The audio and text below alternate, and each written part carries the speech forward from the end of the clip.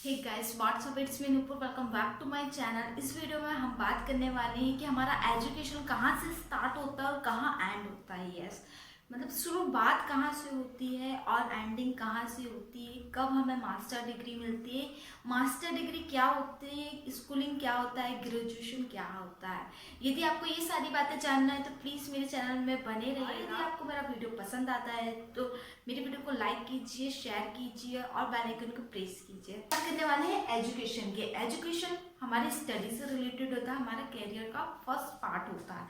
तो सबसे पहले जब बच्चा छोटा होता है 2 या फिर 3 साल का, हम उसके प्ले स्कूल में डाल देते हैं, जिसे आंगनबाड़ी भी कह सकते हैं।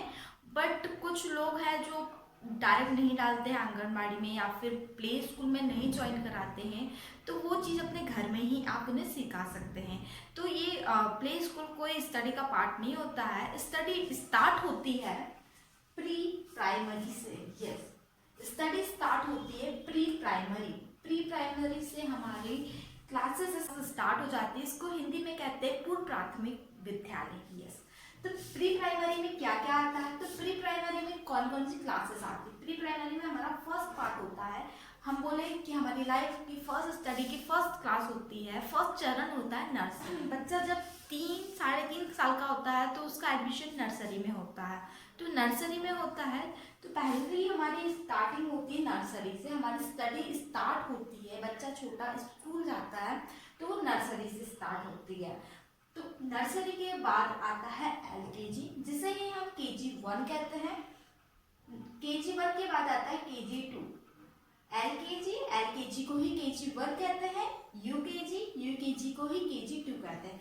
तो ये मत सोचिएगा कि आपका बच्चा अच्छा पढ़ रहा है तो उसे, कई पेरेंट्स ऐसे करते हैं कि नर्सरी नहीं डालते हैं, डायरेक्ट यूकेजी में डाल देते हैं, या तो फिर नर्सरी को छोड़कर हम, यदि बहुत इंटेलिजेंट है आपका बच्चा, सारा सिलेबस आता है उससे, मैं आपको सिलेबस दूसरी वीडियो में दूंगी कि यदि आपके बच्चे को आती है तो आप प्ले ग्रुप और नर्सरी को रिमूव कर सकते हैं उसकी लाइफ से। लेकिन यदि आप उसको पहुंचाएं स्कूल, स्टडी कराएं नर्सरी की भी, तो ज़्यादा बेटर होगा।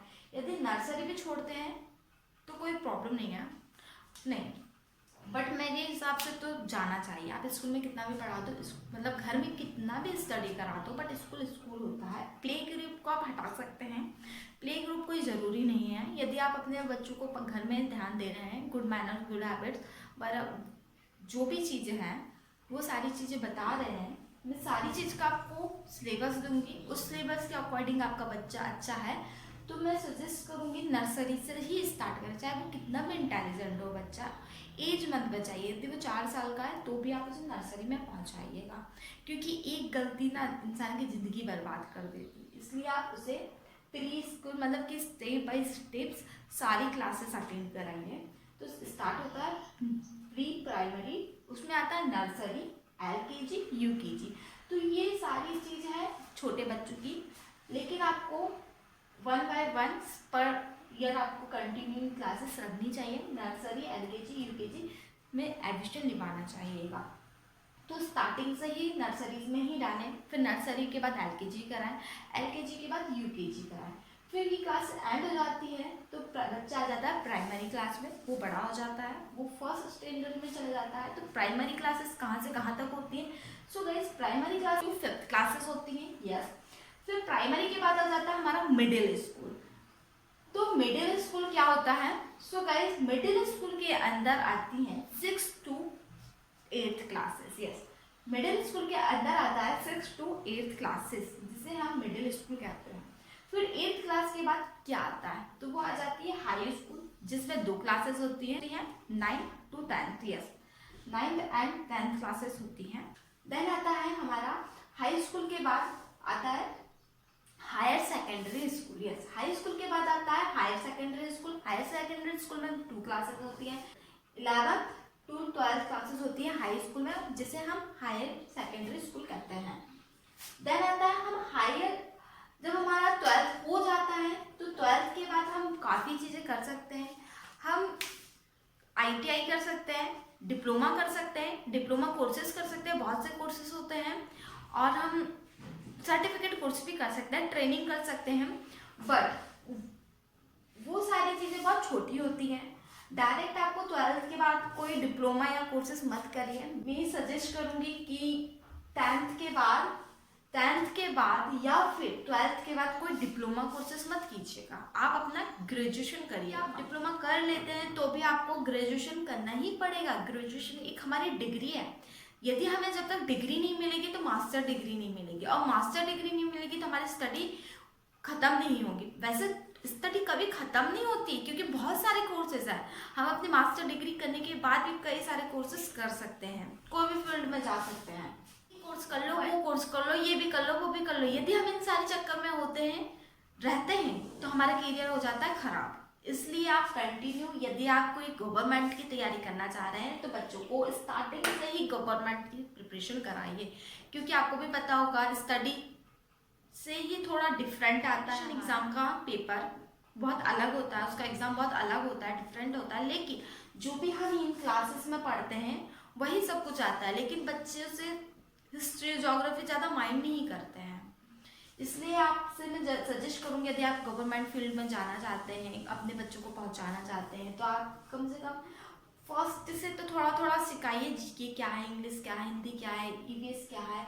लेकिन जब 10th में आ जाता है बच्चा, तो समर वेकेशन लगती है ना, वही सही समय होता है। आप अपने बच्चों को गवर्नमेंट कोचिंग क्लासेस में डाल दीजिए। जिस चीज़ की भी आपको प्रिपरेशन कराना है आप कराइए। लेकिन आप जब वो फर्स्ट क्लास में रहता है आपका बच्चा, सेकंड, थर्ड, फोर्थ में रहता है ज़्यादा से ज़्यादा, लेकिन उसको हर चीज़ पढ़ाने लगी कि क्या होता है, अर्थ क्या है, हिस्ट्री क्या है, ज्योग्राफी क्या है, मैप क्या है, मैप में इंडिया कहाँ है, इंडिया में कितने स्टेट हैं, स्टेट का कैपिटल क्या है, ये सारी चीज़ आप अभी से लर्न कराइए।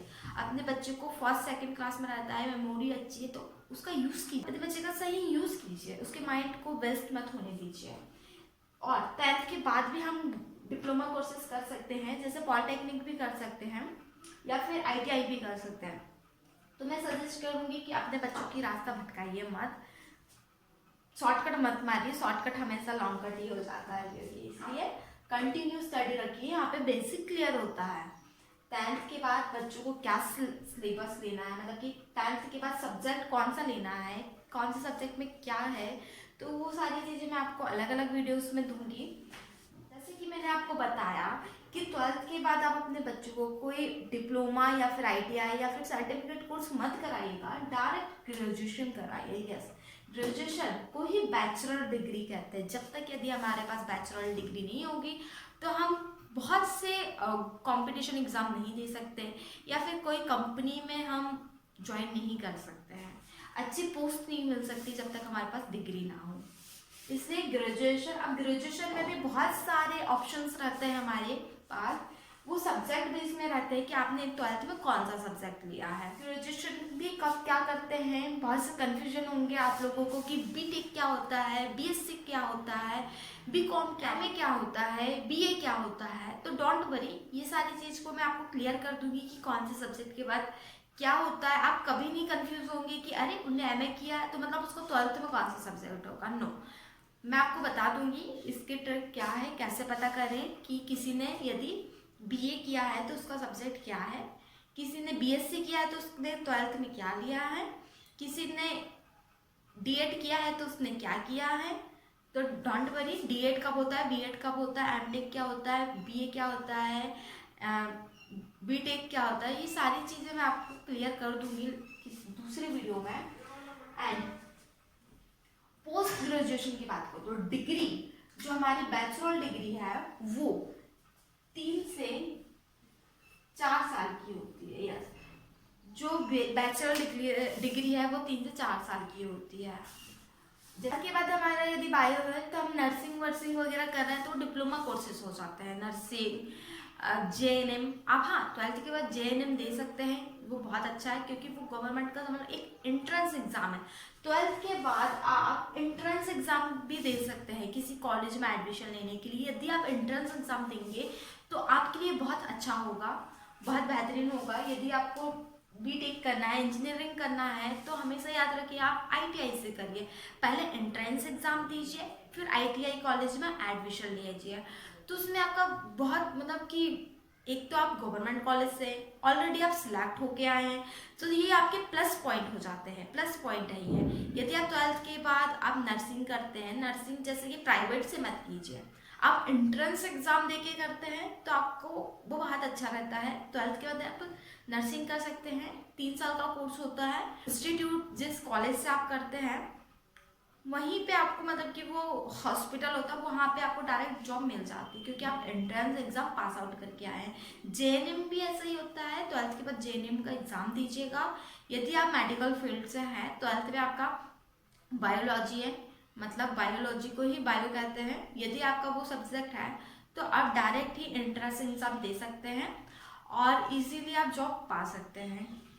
तो 12th के बाद यदि किसी चीज़ का आप एंट्रेंस एग्जाम देते हैं तो ये बहुत अच्छा है। कोई भी कॉलेज में जाने के लिए आप एंट्रेंस एग्जाम जरूर रेफर कीजिए, क्योंकि इसकी वैल्यू भी बढ़ जाती है और आपकी स्टडी करने का कोई मतलब होता है, बहुत वैल्यू होती है। ये नहीं कि प्राइवेट कॉलेज से कर लिए, नहीं, यदि आप गवर्नमेंट से करते हैं एंट्रेंस एग्जाम पास आउट होके तो वो आपका प्लस पॉइंट होता है।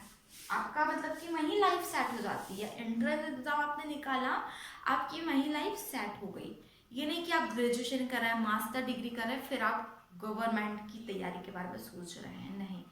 यदि आप एंट्रेंस एग्जाम 12th में दे देते हैं तो बहुत अच्छा रहेगा, और यदि नहीं देते हैं, नहीं निकला, तो आप ग्रेजुएशन कीजिए। कोई भी कॉलेज से, प्राइवेट कॉलेज से आप ग्रेजुएशन कर सकते हैं, या फिर छोटे गवर्नमेंट के कॉलेजेस भी होते हैं, वहाँ पे भी आपको डायरेक्ट एडमिशन मिल जाता है। ग्रेजुएशन 3 से 4 साल का होता है। फिर उसके बाद आता था पोस्ट ग्रेजुएशन। पोस्ट ग्रेजुएशन को ही मास्टर डिग्री कहते हैं, पोस्ट ग्रेजुएशन को ही मास्टर डिग्री कहते हैं। ये मास्टर डिग्री 2 से 3 साल की होती है, अधिकतर तो 2 साल की ही होती है। यदि आपके पास मास्टर डिग्री आ गई, मतलब कि आपने 12th में कौन सा सब्जेक्ट सिलेक्ट किया था, उस सब्जेक्ट में आपने कौन से सब्जेक्ट में स्टडी किया, फिर आपने पोस्ट ग्रेजुएशन में क्या सिलेक्ट किया, उसकी आपको एक मास्टर डिग्री मिल जाती है। और जब हमें मास्टर डिग्री प्राप्त मिल जाती है, जैसे कि कोई पर्सन 12th से है, उसने 11th में मैथ्स लिया, 12th में मैथ्स साइंस मतलब पीसीएम से किया, फिर 12th के बाद आफ्टर 12th उन्होंने ग्रेजुएशन बीटेक किया या फिर बीएससी किया। तो बीएससी के बाद उन्होंने एमबीए किया, एमबीए मास्टर डिग्री हो गई, या फिर उन्होंने एमटेक किया। तो एमटेक और एमबीए एक मास्टर डिग्री होती है और आपको एक डिग्री मिल जाती है। 12th में भी आपको एक डिग्री मिलती है जो कि बैचलर डिग्री होती है, एंड मास्टर डिग्री जो कि हमारे पोस्ट ग्रेजुएशन की होती है। बस हमारी स्टडी यहाँ एंड हो जाती है। हमारी स्टडी टोटल 8 पार्ट में डिवाइड है। यदि आप अपना रास्ता ना भटके तो इजी, स्टडी बहुत इजी है और कोई जॉब कोई टफ नहीं है। जैसे कि मैं आपको बताऊं, मैंने यहाँ पे 10th किया, एक ऑप्शन से मैं आपको समझाती हूँ कि मैंने आप यहाँ पे 10th किया, 10th के बाद मैंने डिप्लोमा किया मैंने पॉलिटेक्निक। फिर मैंने पॉलिटेक्निक के बाद, पॉलिटेक्निक में जब मैं 2nd ईयर में थी, जब मैंने 12th का प्राइवेट एग्जाम दे दिया, ठीक है। 10th के बाद मैंने पॉलिटेक्निक किया जो कि डिप्लोमा होता है 3 साल का। 2nd ईयर में मैंने 12th किया, देन डिप्लोमा करने के बाद मैंने बीटेक किया। यदि ये मेरा ग्रेजुएशन है। यदि कोई पर्सन 10th के बाद 12th करता, 12th के बाद डिग्री करता, या फिर 10th के बाद डिप्लोमा के बाद बीटेक, तो ये एकदम सही प्रोसेस है। बट कोई इंसान यहाँ पे, लेकिन सब्जेक्ट एक ही होना चाहिए। कंप्यूटर साइंस है तो यहाँ पे भी डिप्लोमा में भी कंप्यूटर साइंस होना चाहिए। यदि बीटेक है तो बीटेक में भी कंप्यूटर साइंस होना चाहिए। एक सब्जेक्ट को लेकर हमेशा चलिए, एक ब्रांच को लेकर हमेशा चलिए। जैसे कि आप किसी में 10th के बाद आईटीआई कर लिया, आईटीआई तो बहुत छोटा कोर्स है, 1 साल का है ना, डिप्लोमा से भी बहुत छोटा है। फिर इंसान को आईटीआई में 1 साल वेस्ट किया, फिर सोचता अरे आईटीआई में तो कुछ हुआ नहीं, दूसरी ब्रांच से मैं डिप्लोमा कर लेता हूँ, 3 साल उन्हें यहाँ लगा दिया, ठीक है। ITI और डिप्लोमा की यदि ब्रांच सेम है तो कोई प्रॉब्लम नहीं है, लेकिन उन्होंने यहाँ पे EC लिया था और यहाँ पे CS ले लिया, तो बहुत डिफरेंस हो गया ना EC और CS में। फिर EC के बाद उन्होंने सोचा अरे यार क्या करता हूँ मैं, 3 साल डिप्लोमा करने के बाद बोलता है कि मैं 12th कर लेता हूँ। उन्होंने 12th कर लिया आर्ट्स से। 12th करने के बाद अब वो सोचता है कि मैं ग्रेजुएशन कर लेता हूँ, या फिर तो उसके कितने साल बर्बाद हो गए आप देखो ना, 1 साल का ये, 3 साल का ये, 4 साल, 4 साल और 1 साल का 12th 5 साल, फिर 5 साल के बाद 3 साल ग्रेजुएशन के, 9 साल यहाँ हो गए उसकी स्टडी को। यही चीज यदि वो डायरेक्ट करता तो कितने साल में हो जाता, 10th के बाद 12th के बाद ग्रेजुएशन, 3 4 5 साल में उसकी तो फिनिश हो जाता है ना। यहाँ पे उन्होंने 9 साल लगा दिया और ब्रांच भी अलग अलग ले लिया, तो वो गोल गोल घूम रहे हैं। और दूसरा एग्जाम्पल मैं दूं,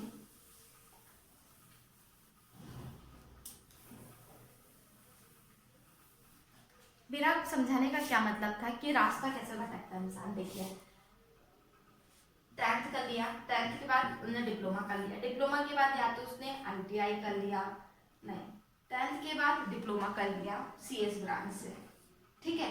अब सोचता है अरे डिप्लोमा करने के बाद बीच में भी उन्होंने 12th नहीं किया, डिप्लोमा करने के बाद मैं 12th कर लेता हूँ, वो वापस कहाँ आ गया, 10th के पास ही आ गया। अब वो बोलता है अरे डिप्लोमा भी कर लिया, अब मैं नेटवर्किंग सीख लेता हूँ, नेटवर्किंग सीख लिया चलो। अब वो बोलता है कि अरे नेटवर्किंग तो कुछ नहीं हो रहा है, मैं डिप्लोमा कर लेता हूँ पॉलिटेक्निक वाला।